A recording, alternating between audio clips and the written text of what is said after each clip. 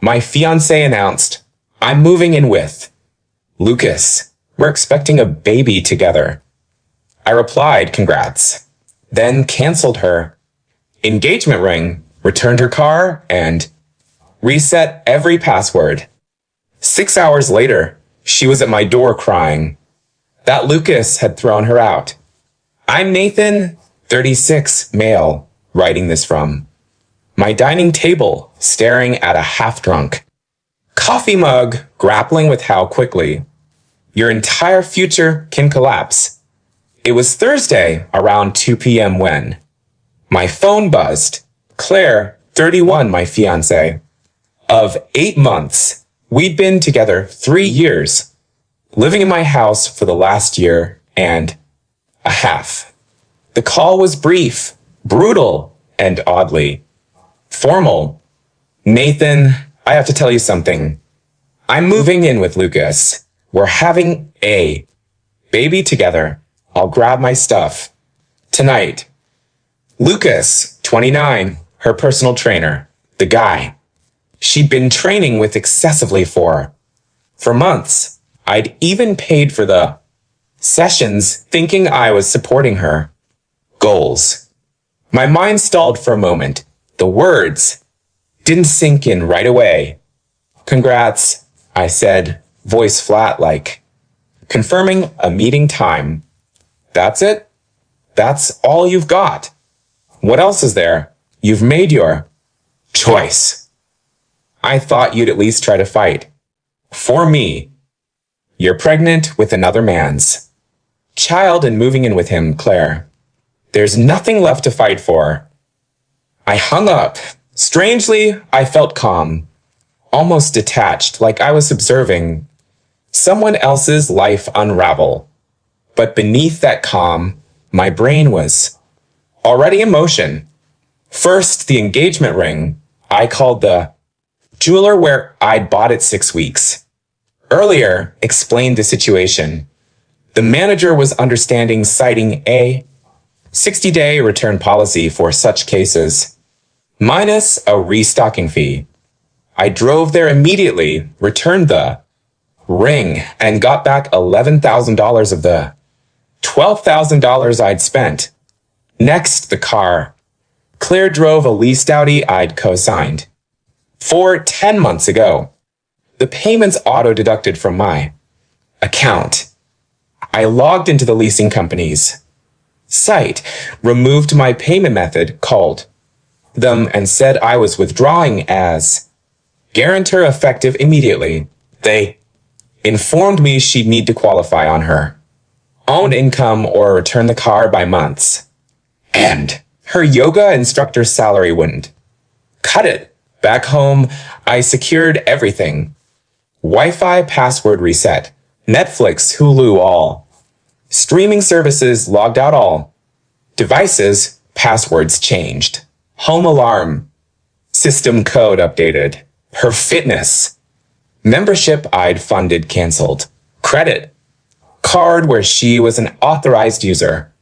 Called and removed her instantly. It took about 3 hours. Precise.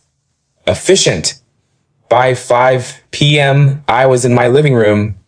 Everything locked down, waiting to see what came next. At 6:30 p.m., the doorbell rang. I checked the security camera. Claire stood there sobbing, mascara streaking, clutching 2 suitcases. I opened the door, keeping the chain on. "Nathan, please, we need to talk." "Lucas." He kicked me out. Why would Lucas kick out his pregnant girlfriend? "It's complicated. He said he's not ready for me to move in yet. He needs time to think." The entitlement was staggering. She demolished our life, expecting Lucas to seamlessly take over. And when that failed, she was back at my door. That's a Lucas problem, not a Nathan problem. You can't just cut me off like this. I can't access any accounts. The car payment was declined. My gym pass is canceled. You said you were moving in with Lucas. Those are Lucas' responsibilities now. Please, just for tonight until I sort this out. No, Claire, you made your choice this morning. You picked Lucas and his baby over our life. I'm respecting that. Her face shifted from desperation to anger to panic. This is crazy. You're punishing me for being honest. I'm not punishing you. I'm accepting your decision. You wanted a life with Lucas. Go build it. But I have nowhere to go. You have Lucas. You have family. You have friends. Figure it out. I shut the door and locked it. She pounded on it for 10 minutes, crying, shouting, then finally left. The silence was oddly calming. Update 1. It's been 48 hours since Claire's bombshell, and the fallout's been predictable. Thursday night, after leaving my doorstep, she sent a flood of texts from new numbers, clearly borrowing phones. Since I'd blocked her main one, Nathan, please. I screwed up big time. Lucas isn't who I thought. I'm at a motel. I can't afford this. Please talk to me. I screenshot everything and didn't reply. Friday morning, her sister Emily called. My work phone. Nathan, what's wrong with you? Claire's a mess. She's basically homeless. Claire announced she's moving in with Lucas and having his baby. I respected her choice. She made a mistake. Lucas turned out to be a total jerk. He used her and ditched her. That's tough, but it's not my problem to fix. She needs help. She has nowhere to go. She has family, friends, and Lucas, the father of her child. Lucas wants nothing to do with her now. Again, not my issue. She chose him over me. You're being cruel. I'm being realistic. She ended our relationship for someone else. I'm not a fallback option. I hung up and blocked the number. Friday afternoon, Claire's mom called. That was a treat. Nathan, I'm disappointed in you. Claire's pregnant and you tossed her out like trash. Linda, Claire announced she was leaving me for another man and having his baby. I didn't toss her out. She left. But she changed her mind. She realized her mistake. She realized Lucas won't support her. Like I did. That's not changing her mind. That's facing consequences. She needs stability right now. She's carrying a child. Lucas's child. Lucas's responsibility. You're heartless. I'm practical. Your daughter chose someone else. I'm honoring that choice. The kicker? A mutual friend told me Lucas didn't just kick Claire out.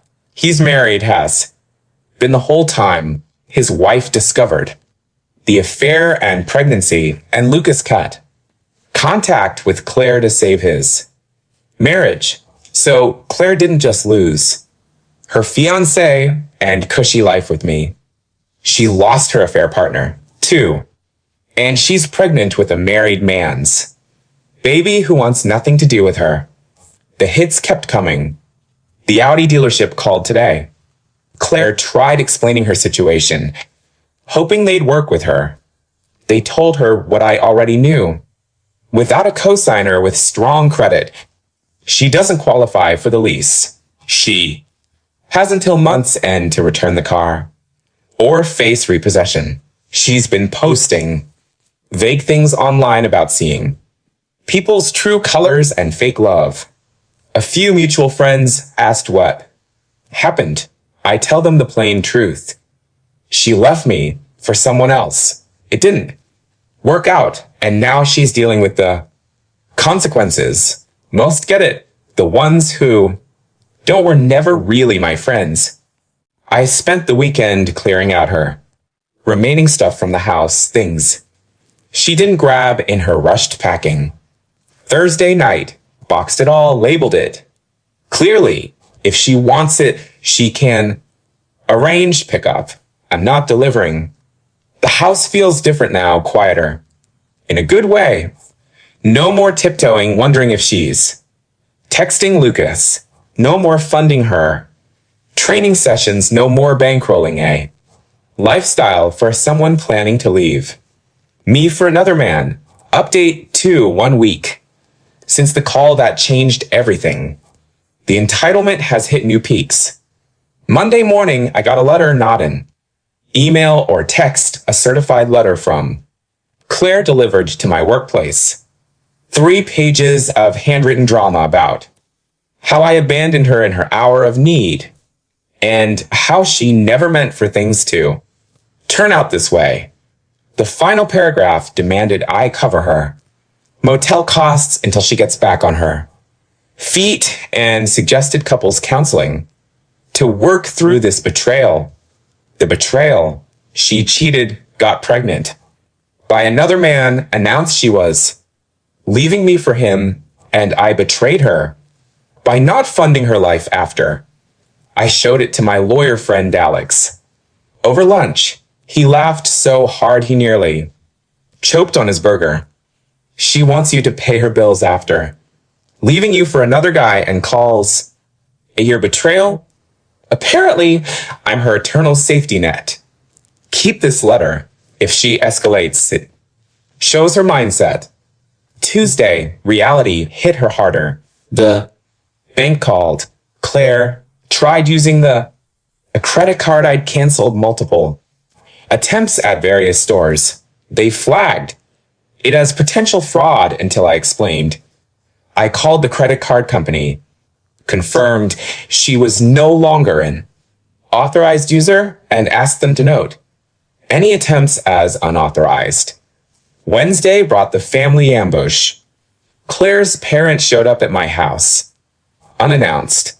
I watched them on the security camera before answering. Nathan, we need to talk. Linda said.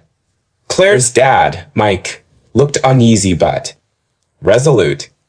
Son, Claire messed up, but you can't cut her off completely. Mike, she didn't mess up. She made a deliberate choice to leave me for another man. That it didn't work out isn't my responsibility. She's pregnant. She needs support. Lucas's baby. Lucas's or your support? Not mine.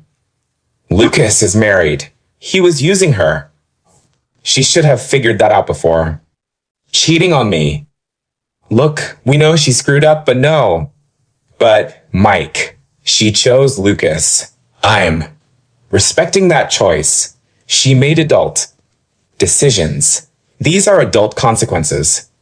They tried for 20 minutes cycling through guilt, reason, and vague threats about doing what's right. I stayed calm, stuck to facts, and they left. Thursday got pathetic. Claire showed up at my gym, not the fancy one where she met Lucas, but the one I still use. She cornered me by the dumbbells. Nathan, please just hear me out for 5 minutes. You've got 3. Go. I know I messed up. I hurt you. I'm pregnant, scared, and don't know what to do. 2 minutes. Lucas lied about everything. He's married. He never planned to leave his wife. He just wanted a fling. I was so stupid. 1 minute. I miss you. I miss us. We can fix this. If you give me a chance. Time's up, Claire. You didn't make a mistake. You made choices. You chose to cheat with Lucas. You chose to get pregnant by him. You chose to leave me for him. That he's exactly what everyone but you saw doesn't change that. But I love you. No, you love what I provided. Stability, money, someone to take care of you. Lucas offered excitement until reality crashed in. Now you want your backup plan. That's not true. You announced you were having his baby and moving in with him. Everything I did was accepting that. Reality. If Lucas had been what you thought, you'd be playing house with him now. I grabbed my towel and headed out. Find a new gym, Claire. This one's mine. Got a text that evening from Emily. You're a heartless jerk. Claire's sleeping in her car. My reply? She chose Lucas. These are Lucas's consequences too. Handle. Walked Emily for good. Final update. 3 months since Claire announced she was leaving me for Lucas. Time to close this chapter. The aftermath of my last update saw Claire's situation spiral fast, sleeping in an Audi you can't afford while pregnant isn't viable. She lasted a week before the car was repossessed. I drove by the lot where it was towed, saw it with dealer plates back on. Her parents finally stepped in, sort of. They let her move into her old childhood bedroom, but from what mutual friends? Say, it's been a mess. Claire expected them to bankroll the lifestyle I provided, dining out, shopping, entertainment. Instead, she got basic shelter and lectures on accountability. The pregnancy added more complications. Lucas, desperate to save his marriage, claimed Claire lied about the paternity. He demanded a prenatal DNA test. Claire agreed, likely hoping it would force him to step up. Results confirmed it's his. Lucas didn't leave his wife for Claire. He lawyered up for a custody fight, offering minimal child support. His wife kicked him out anyway, but he's fighting to keep Claire from getting anything substantial. So now Claire faces single motherhood with a part-time job, living with her parents and a baby daddy who sees her as a legal burden. The best part came 6 weeks ago. I was at a cafe near my office when I saw her across the street, visibly pregnant, struggling with shopping bags. For a moment, I felt a pang. Not quite sympathy, but an echo of our shared past. Then I recalled her standing in my living room, declaring she was having Lucas's baby and moving in with him. I finished my coffee and went back to work. Last week, Emily tried one last plea through my coworker, asking if I'd help Claire for old time's sake, maybe cover baby expenses since I used to care about her. My response, Claire chose Lucas as her baby's father. Those are Lucas's expenses. The entitlement never ends. Even now, facing the full weight of her choices, she and her family think I should clean up her mess. As for me, life's good, really good. The house is mine again. My finances are mine again. No more wondering who my partner's texting or funding her affair. I started dating someone new last month.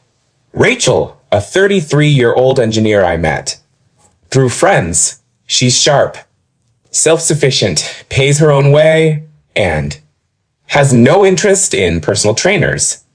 It's refreshing to be with someone who doesn't see me as a bank account. The revenge wasn't flashy or dramatic. It was letting Claire face the natural fallout of her choices. She wanted Lucas and his baby. She got Lucas and his baby, and everything that came with it. A married man who used her, a custody battle, single motherhood, and the loss of the comfortable life she threw away. She bet our relationship on Lucas being her upgrade.